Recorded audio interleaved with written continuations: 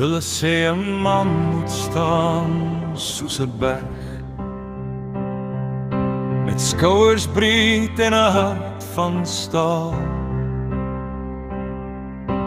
Maar is in die skadu waar die sorge vreet, waar hy sy diepste krag gaan haal.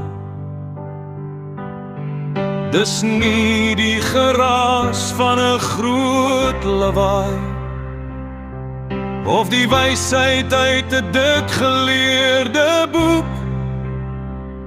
Dis die manier hoe hy sy koers kan hou,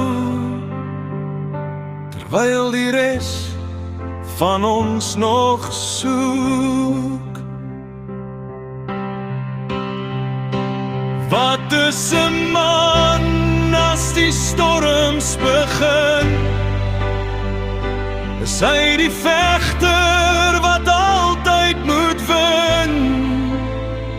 Nee, hy is die steunpilaar, die stil geduld, die een wat dra sonder skuld. Hy slim genoeg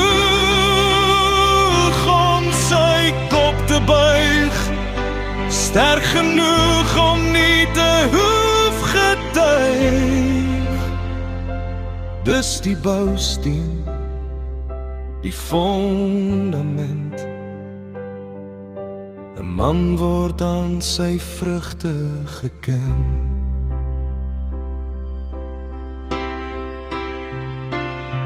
Hy's die hand wat vashou as die grondpad skud, die een wat luister voor hy praat.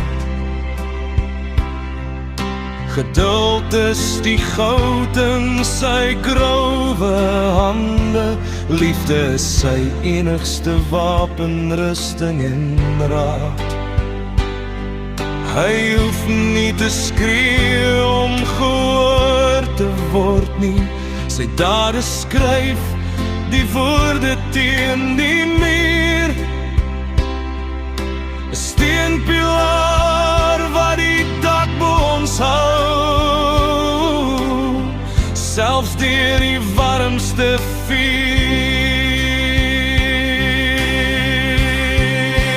Dis nie die spiere of die harde stem,